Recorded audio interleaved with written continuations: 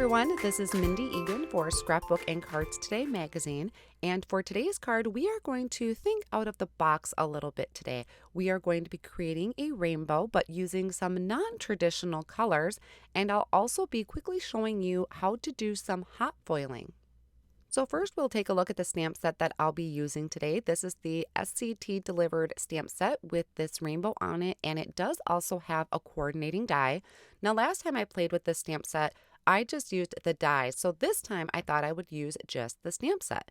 Now with these rainbow, they are pretty skinny and sometimes they can be hard to stamp or put in a stamping tool, so I thought I would go a little old school and grab some acrylic blocks to do my stamping today. I will be using the Comfort Blocks from Gina K Designs, and to stamp my rainbow, I'm going to be using inks from Concord and Ninth that I have placed in my ink stand from the ink stand. This is really great for me to hold my ink pad so my ink pad doesn't slide all over my glass surface here. So what I'm doing with my rainbow is placing that down onto my glass surface, and I'm picking it up with that acrylic block. You could stamp all of the rays of the rainbow if you wanted the full spectrum. I'm going to be leaving a little bit of a white gap in between. Now the first color that I stamped my rainbow in is going to be Oceanside. The second one is Aqua Sky. The third color is going to be Marmalade, and my final color is Buttercup. I am cleaning my stamp off on the side using a double scrubber from Hero Arts.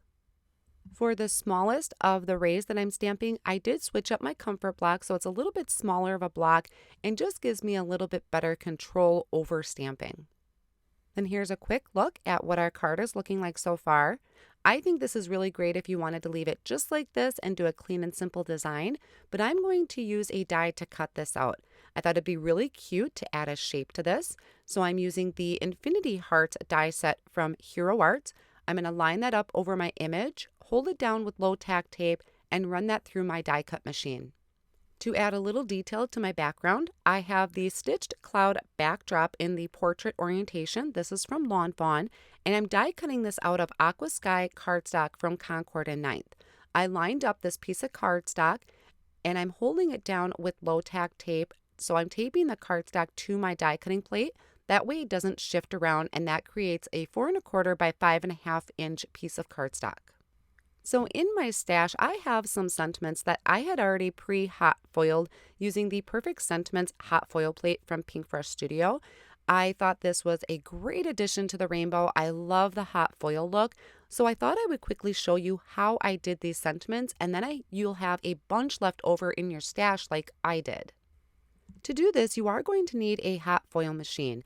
I have the Spellbinders Glimmer Hot Foil machine. It has a switch on the back that I just turned on. Now we have that red light there, and we need it to turn green. That's going to let us know that our hot foil machine is nice and hot and ready to use. So while I'm waiting for that to warm up, here's a look at that Perfect Sentiments hot foil plate from Pink Fresh Studio. I'm going to be trimming down my foil that I'm going to be using for this today. Now this sentiment pack also has a coordinating die that allows you to die cut all of these sentiments at once. Now you do need specialty foil for this. This is the Glimmer Hot Foil in Aura from Spellbinders. I lined that up over my hot plate, and I'm just trimming off about the size that I will need. And then I'm going to do the same thing for the edge, just so that I make sure it covers the entire hot foil plate. And it is best when you're trimming this down to use a large pair of scissors. There is also a specialty cutting system that you can use as well, but sometimes I think it's easiest just to grab my scissors. For cardstock to do the foiling, you want to make sure you have a super smooth cardstock. So I have some Hammermill cardstock that I have here that is really super smooth, and I have it trimmed just a little bit bigger than what my plate is going to be. I lined up that Glimmer Hot Foil. The shiny side is face up. Then I'm placing that hot foil plate on top of it face down, and I'm going to hold that down with a low tack tape. That's going to make sure that nothing is shifting around. While I was working on all of that, my glimmer system is nice and hot. You can see that green light is lit up. So I'm taking my piece of cardstock with the hot foil plate and I'm flipping it over. So my hot foil plate is on this glimmer system. And then I'm going to wait for that light to turn solid green. You can see it's flashing right now. And then by the magic of camera, it is solid green, which means it's nice and hot. Then I'm going to place my 2 plates on top that come with the Glimmer Hot Foil machine. I'm going to disengage that bottom portion from the hot foil system and take this over to my die cut machine. I am using a Spellbinders Platinum 6, and when you're doing the hot foiling, you don't need any other plates than these 2 that come with the Glimmer Hot Foil system and your bottom piece. Then you just slowly run that through the die cut machine, and that's pressing the plate and the foil into your cardstock.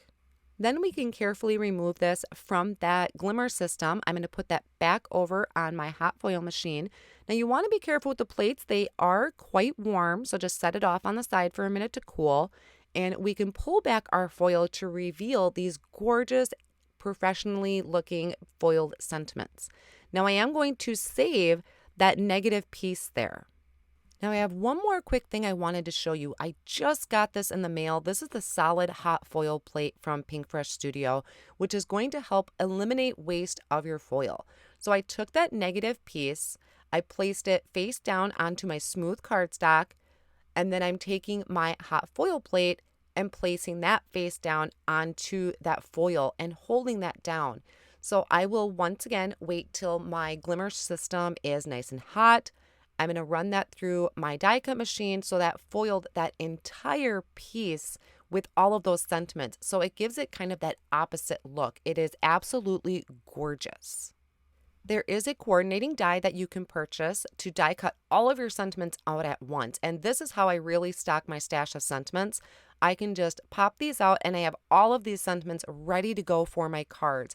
And I love this Perfect Sentiments plate because it has so many just great general sentiments that you can use on any cards.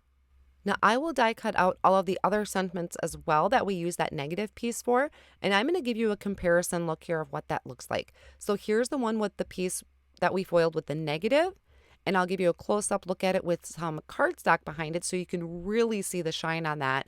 And then I'll pull one that we did with the hot foil plate that foiled the words. So really great effect, and you can get so much out of these.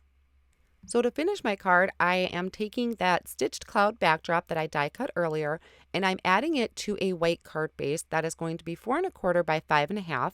And I'm just using my Scrapbook Adhesives Easy Runner Grande to apply some dot runner all over the front of that card. I want to make sure I have quite a bit of adhesive here because we do have a lot of stitching detail on this. So I want to make sure that this is really nice and flat across my card front. I'm also going to pop up my heart with some foam squares, and I did use a lot of foam squares here because I do not like having saggy areas in my die cuts. So I want to make sure that that is fully covered. I also could have die cut out maybe about 3 more just heart shapes in that same size and layered those together. That would work as well, but I'm a big fan of foam squares.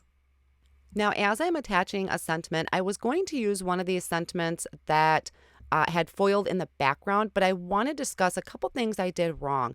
There is actually a clear sheet I needed to remove from this before die cutting that out, and I forgot to do that. I also think that I needed to add a shim to this one. Sometimes you need to shim it with maybe just a little bit of extra cardstock. So those were a couple things I need to remember for next time. Unfortunately, I was running really low on time, so I didn't get a chance to redo that. So I did add this Sending Hugs to the front. And since I was kind of having some difficulty because I didn't remove that clear sheet first, I just went and grabbed one of my other sentiments and glued it right on top with some liquid glue. So those are just a couple things that I learned and I need to keep in mind next time I do my foiling, but I really wanted to show you the 2 different possibilities you could have with that. I really hope you enjoyed today's project, and I want to thank you so much for joining me today. Have an amazing day.